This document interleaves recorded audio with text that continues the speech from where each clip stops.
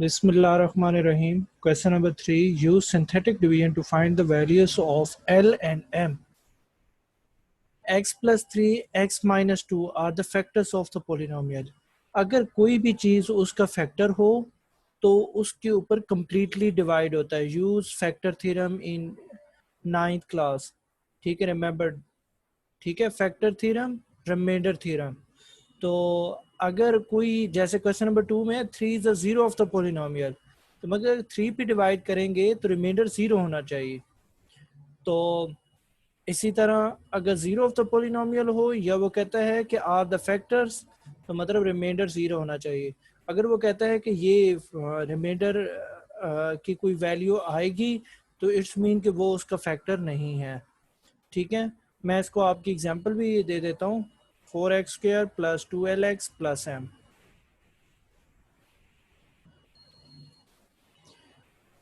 Factor theorem की example अगर आपको भूल चुका है तो मैं आपको एक एग्जांपल देना चाहूँगा कि अगर फॉर एग्जांपल हमारे पास हम कहते हैं 2 इज़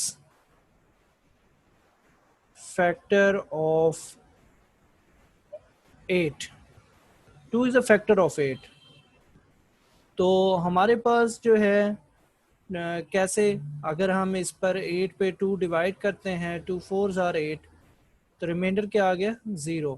तो yes, 2 is a factor of the 8. 2 is a zero of zero polynomial, मतलब रिमाइंडर 0 आ रहा है.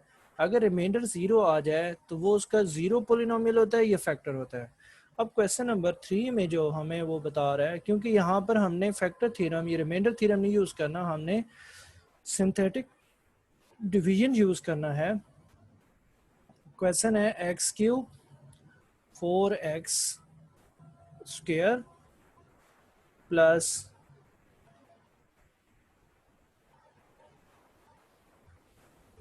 2lx प्लस m और x प्लस 2, x प्लस 3 और x minus 2 are the factors. x plus 3 and x minus 2 are factors. So it's mean कि this is a polynomial. ये polynomial आप इसको declare कर सकते हैं और लेट करें. First of all x plus 3 है, तो x प्लस 3 है तो is equal to 0. It's mean the value of x is -3. इसलिए x प्लस 3 को उसने पहले लिखा है और x माइनस 3 को उसने बाद में लिखा है, क्योंकि उसमें x की वैल्यू 2 आएगी. चलें, सिंथेटिक डिवीजन कुछ इस तरह से होती है. सबसे पहले x³ का कोफिशिएंट लिखें 1, फिर आप जो है x² का कोफिशिएंट लिखें 4, फिर आप जो है x का कोफिशिएंट लिखें 2l, और लास्ट में आप कांस्टेंट लिखें जो कि m. तो ये डिफरेंट, आप x³ x² x और कांस्टेंट. तो फर्स्ट जो वैल्यू होती है वो तो एज इट इज नीचे आ जाती है. तो किस पे डिवाइड करना है, -3 पे. तो आप सबसे पहले क्या करेंगे, यहाँ से इसको इसके साथ मल्टीप्लाई करेंगे, तो 3 1s आर -3 1s आर -3, और यहाँ पर आ जाएगा 1. फिर आप फिर मल्टीप्लाई करेंगे -3 को, यानी कि आपने इसके साथ जो मल्टीप्लाई किया वो यहाँ लिखा, ठीक है. और फिर जब आपने -3 को 1 से मल्टीप्लाई कर रहे हैं तो कहाँ लिखेंगे, यहाँ लिखेंगे, और आंसर क्या लिखेंगे, -3. तो आंसर आ जाएगा 2l - 3. अब -3 को अगेन आप मल्टीप्लाई करेंगे किस नंबर से, 2l - 3 के साथ मल्टीप्लाई करेंगे. तो कहाँ लिखेंगे, नेक्स्ट स्टेप पे. तो जब आपने ऐसे v बनाते जाना है तो उसकी पोजीशन, मतलब मल्टीप्लाई होगा नेक्स्ट नंबर पे, मल्टीप्लाई होगा नेक्स्ट नंबर पे, ऐसे v बनता जा रहा है. तो आंसर क्या आएगा, -6l और माइनस माइनस प्लस 9. इनको ऐड करेंगे तो रिमाइंडर क्या आएगा हमारे पास m minus 6l plus 9। This is remainder number 1। ठीक है, और इसी तरह इसको मजीद फर्दर डिवाइड करें। किस किस से डिवाइड करना है फर्दर? फर्स्ट वैल्यू को तो एज इट इज हम नीचे ले आएंगे 1 को, और किस पे डिवाइड करना है? x प्लस 2 पे, x इज इक्वल टू 2 पे डिवाइड करना है। x is equal to 2। आप यहां से कह सकते हैं and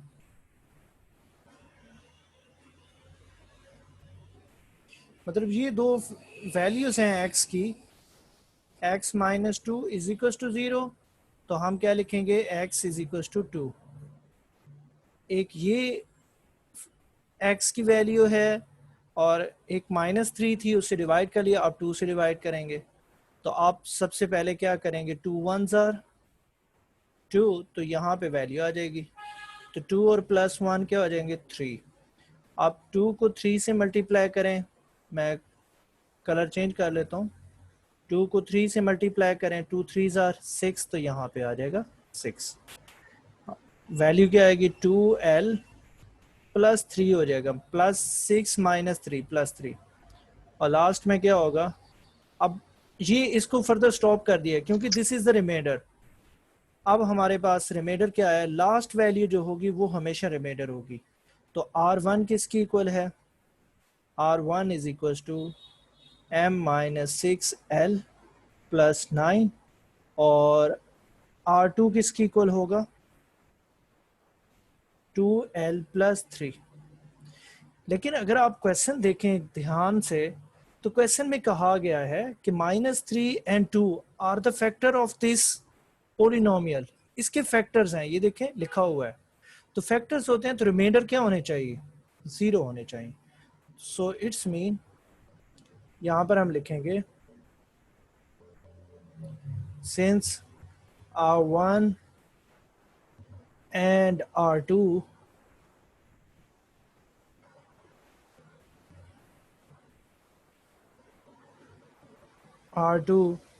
equals to 0,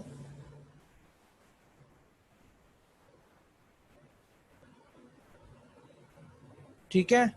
so m minus 6l plus 9 is equal to 0। एक इक्वेशन ये बन गई, और एक बन जाएगी 2l plus 3 is equal to 0। एक सेकेंड है, क्योंकि रिमाइंडर 0 है, आप यहाँ पे मतलब इसके सामने लिख दें इज इक्वल टू 0, तो आपके पास ये दो इक्वेशंस आ जाएंगे। अब आप इन दो इक्वेशंस को सॉल्व करना है और आपने l और m की वैल्यूज फाइंड करनी है। तो सेकंड इक्वेशन में अगर आप देखें, यहाँ से l की वैल्यू ले लें तो फर्स्ट में पुट कर लें, आ सकती है सेकंड इक्वेशन से, तो हम ऐसे ही कर लेते हैं। l is equal to 2l is equal to, equation number 2 ही सॉल्व कर रहे हैं, इज इक्वल टू -3, और l is equal to -3/2। This is the value of l। Putting the value of l in equation 1, तो 1 में put करेंगे तो m minus 6, l की वैल्यू है -3/2 plus 9 is equal to 0। So m is equal to minus minus plus, 2 3s are 6, तो plus 3 into 3 9 plus 9 is equal to 0। m plus 18 is equal to 0, so m is equal to -18। ये हमारे पास m का answer आ गया।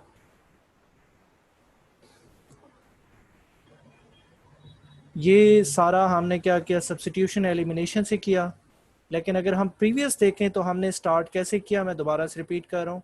हमने जो x³ x² x और constant, इसके जो कोफिशिएंट्स हैं वो यहाँ पर लिखे हैं। अब हमने फर्स्ट वैल्यू को एज इट इज नीचे लेकर आना है, ठीक है, और फिर यहाँ से 3 जो जिस पे डिवाइड करना था उससे मल्टीप्लाई करेंगे, आगे वैल्यू ले जाएंगे, ठीक है। मैंने यहाँ से मल्टीप्लाई किया और यहाँ ले गया। जो आंसर आया 3 1 आ गया, 4 माइनस 3 1, माइनस 3 को 1 से मल्टीप्लाई किया, नेक्स्ट वैल्यू में लिखा है, यहाँ से ऐड करने से जो आंसर आया फिर माइनस 3 से मल्टीप्लाई किया x, this is the remainder. इस रिमाइंडर को मैंने क्या कर दिया, जीरो के इक्वल, क्योंकि उसने कहा है कि आर द फैक्टर, अगर फैक्टर है तो रिमाइंडर जीरो आना चाहिए। तो मैंने आपको एग्जांपल दिया है कि जैसे 2 4 का फैक्टर होता है, तो मतलब ये है कि इस पे डिवाइड करेंगे तो रिमाइंडर क्या आएगा, जीरो आएगा, कंप्लीटली डिवाइड होगा। और फर्दर हमने क्योंकि दो फैक्टर थे तो दूसरे को अलग से भी कर सकते हैं, यहाँ से ही कंटिन्यू कर सकते हैं। तो दो मेथड हैं, अलग से कर लें या यहीं से कंटिन्यू कर लें, answer will be remain same. तो ये जो इक्वेशन है, पहला जो क्वेश्चन है, फर्स्ट क्वेश्चन है, वो यहाँ पे स्टॉप हो जाता है। वो यहाँ पर कहता है कि जस्ट रिमाइंडर फाइंड करें और क्वोशिएंट फाइंड करें। तो रिमाइंडर ये हो गया, ये क्वोशिएंट हो गया, ठीक है जी। तो क्वेश्चन नंबर 2 में है कि एज फाइंड करें, तो वो रिमाइंडर को जीरो करते हैं और उससे एज की वैल्यू फाइंड कर लेते हैं। क्वेश्चन नंबर 3 में हम ये कर रहे हैं कि इसी पे मजीद जो दूसरा फैक्टर है वो डिवाइड कर रहे हैं। 1 को फिर नीचे ले आए, 2 1s are 2, 1 और 2 3, 2 3s are 6, ऐड किया, दिस इज अनदर रिमाइंडर। तो जो लास्ट वैल्यू होती है वो रिमाइंडर होती है, उसको इक्वल टू जीरो करना है। चलें इसी तरह अब हम क्वेश्चन नंबर 2 करते हैं, इसका सेकंड पार्ट करते हैं। क्वेश्चन नंबर हमारे पास है 3, part number 2, very important for long question. See your book.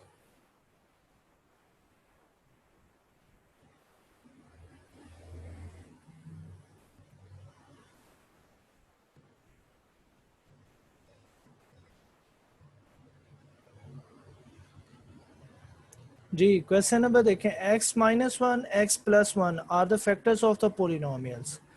तो ये हमारे पास x cube, 3l x square, 2mx plus 6, तो दिस इज द पोलिनोमियल। तो देखा उसने अब खुद पोलिनोमियल कह रहा है, तो यहाँ पर हम लिखेंगे p of x is equal to 3x, sorry x cube, only x cube, board आपके साथ शेयर करूँगा। तो here is x cube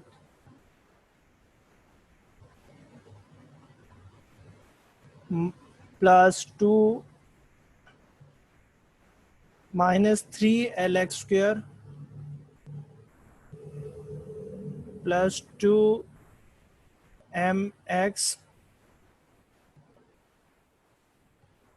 plus 6, x minus 1 or x plus 1 and x minus 1 are the factors।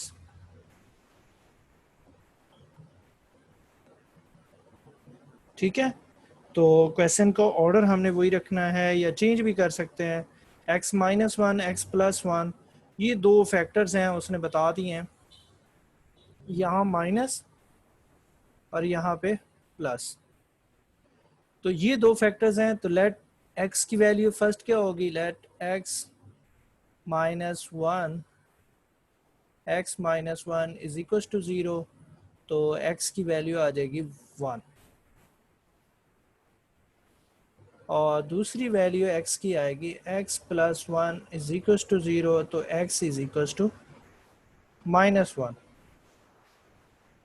तो मैं देखिएगा, मैं order change कर रहा हूँ, पहले इस पे डिवाइड कर रहा हूँ फिर प्लस पे, तो कोई इशू नहीं है, आप पहले किसी पे भी डिवाइड कर सकते हैं, आंसर सेम आएंगे। तो मैं चैलेंज कर रहा हूँ, देखते हैं हमारे आंसर सेम आते हैं या नहीं आते। सबसे पहले आप देखें यहाँ पर इस तरीके से, जैसे आप फैक्टराइजेशन करते थे, एक्स क्यूब का कोफिशिएंट यहाँ पर कुछ नहीं है, तो इट्स मीन के 1 है, 1 लिखें। फिर हमने जो है रेड कलर के साथ एक्स स्क्वेयर का कोफिशिएंट लिख रहे हैं -3l। फिर हम ग्रीन कलर के साथ लिख रहे हैं एक्स का कोफिशिएंट +2m, और लास्ट में हम कांस्टेंट लिख रहे हैं ब्लू कलर से 6, दिस इज द कांस्टेंट। अब -1 पे हम डिवाइड कर रहे हैं, first value as it is नीचे आ जाएगी, इनको मल्टीप्लाई करेंगे तो हमारे पास क्या आंसर आएगा, -1, तो -3l -1, फिर आप मल्टीप्लाई करेंगे -1 को किससे, इसके साथ, और वैल्यूज़ यहाँ पर आ जाएंगी। क्या वैल्यू आएगी? 3l plus 1, so you will get 2m plus 3l plus 1। और लास्ट में हम ग्रीन कलर से शो कर देते हैं, फिर -1 को इसके साथ मल्टीप्लाई करें, यहाँ पे वैल्यू लिखें। तो यहाँ पे क्या वैल्यू आएगी? -2m minus 3l minus 1। Add करेंगे तो क्या आ जाएगी वैल्यू, और ये रिमाइंडर भी होगा, -2m minus 3l plus 5। This is the first remainder. ठीक है, R1 इसको हम कह देंगे और R1 0 होगा। ठीक है, अब इसी को कंटिन्यू करेंगे और हमने दूसरे वैल्यूज़ पे डिवाइड करेंगे। दूसरी वैल्यू x का 1 है, दूसरा फैक्टर हमारे पास 1 है इस पोलिनोमियल का। ये ऐसे ही आ जाएगा, 1 1 ज़ा 1। फिर यहाँ पर ऐड कर देंगे तो -3l आ जाएगा, plus 1 minus 1 cancel, 1 into -3l, तो -3l आ जाएगा। -3l भी क्या हो जाएगा? कैंसिल। तो हमारे पास क्या आ जाएगा? 2m plus 1, and this is the second remainder R2। अब आप देखें, since R1 and R2 are equals to 0, R1 and R2 equals to 0, so या यहाँ पे इक्वल का साइन डाल दें, क्योंकि बोथ आर इक्वल्स टू 0 है, तो हम लिख सकते हैं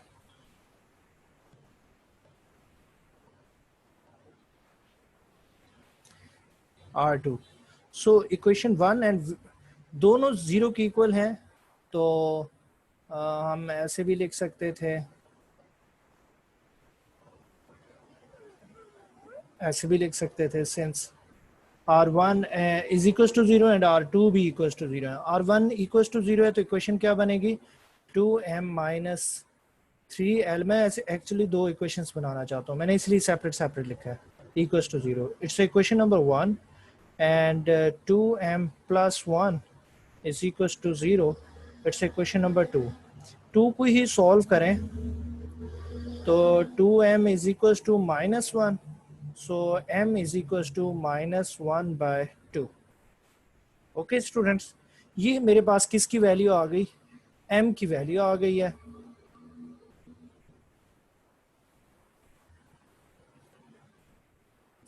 अब मैं इस m की वैल्यू को इक्वेशन नंबर 1 में पुट करता हूँ। So equation 1 will become 2 into m की value -1 by 2 minus 3l plus 5 equals to 0। तो ये कैंसिल हो गया, -1 minus 3l plus 5 is equals to 0। -3l 5, these are the like terms। 5 minus 1 4, sign larger value का आएगा, -3l is equal to -4, minus minus से cancel, तो हमारे पास आ जाएगा l is equal to 4/3। It's a second answer. तो ये l और m के हमने आंसर फाइंड कर लिए हैं। Yes Minal, you will confirm me कि क्या आंसर हमारे ठीक है?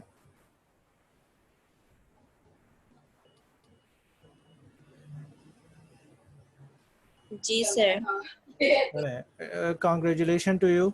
मैंने थोड़ा सा इसका ऑर्डर चेंज किया था, और मुझे इस पर यकीन था कि जब हम, उसने यहाँ पर लिखा था x minus 1 x plus 1 are the factors, तो मैंने जो -1 वाली वैल्यू है जो कि 1 है, मैंने बाद में डिवाइड की है, और जो कि छोटी वैल्यू है उसको मैंने पहले डिवाइड किया है, क्योंकि दोनों फैक्टर्स हैं। जैसे मैं कहूँ कि 16 के 2 भी फैक्टर है और 4 भी फैक्टर है, मैं समझा ऐसे देता हूँ, 2 भी फैक्टर है और 4 भी फैक्टर है। तो आप देखें 2 and 4 आर फैक्टर्स ऑफ 16। तो एक ही बात है, आप पहले 4 डिवाइड कर दें, फिर 2 डिवाइड कर दें, तो देखें आंसर क्या है, 4 4s आर 16, 4 4s आर 16। लेकिन ये तो कम्प्लीटली डिवाइड हो जाते हैं, तो हमारे पास रिमाइंडर 0 आता है। ठीक है, तो वो वहाँ पर कम्प्लीटली डिवाइड नहीं हो रहे, तो इसलिए बात वही है। चलें, मैं आपको कोई और एग्जांपल, क्योंकि वहाँ पर रिमेंड साथ कुछ वैल्यू भी आती है, रिमाइंडर 0 आता है, तो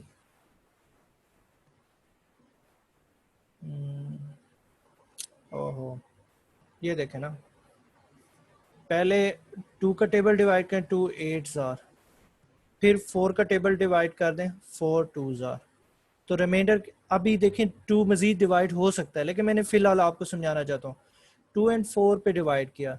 अब मैं पहले 4 पे डिवाइड करूंगा, 4 4 जार, फिर मैं 2 पे डिवाइड करूंगा, तो देखें यहाँ पे 2 भी है, थर्ड स्टेप पे दोनों की सेम वैल्यूज आ रही हैं, ठीक है। तो मतलब दो, क्योंकि 2 भी फैक्टर है 4 भी फैक्टर है, तो जो वैल्यू पहले डिवाइड कर दें आंसर चेंज नहीं होगा। चलें, आई होप कि आप क्वेश्चन नंबर 3 को कंप्लीट करेंगे। इट्स अ वेरी, और 1 और 2 की वीडियो मैं अपलोड कर देता हूँ, उसको भी एज अ होमवर्क कंप्लीट करें। ओके, अल्लाह हाफिज टू एवरीवन।